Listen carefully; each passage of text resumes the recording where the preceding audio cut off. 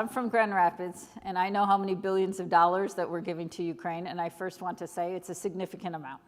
And as the ambassador in Kyiv, part of my job is to ensure that every cent of that money is accounted for. And I am very, I like to say we're watching it like a hawk, and we are. We have the Office of the Inspector General, and we have all kinds of oversight that's with us in Ukraine to ensure that money is going where we intend it to go.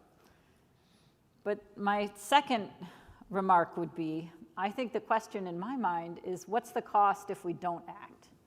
To me, that's always the thing. As the longtime person who's worked in the region and seen what Putin does, and this goes to the question of what do we think of Putin?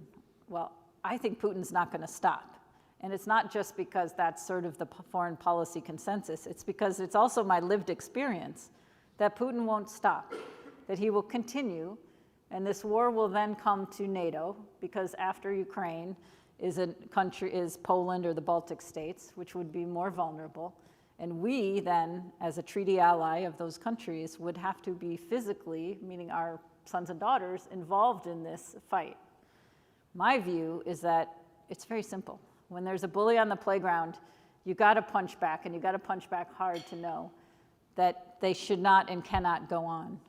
And I think our collective effort to rally the world, 50 countries, with security assistance, and more money is from the European Union. More Europeans are paying more than we are. But to rally the world and to basically convince Putin that he needs to stop is the only way to stop him. Otherwise, I believe the cost is going to be greater later on. And that's, it's something one could debate, but it is my lived experience.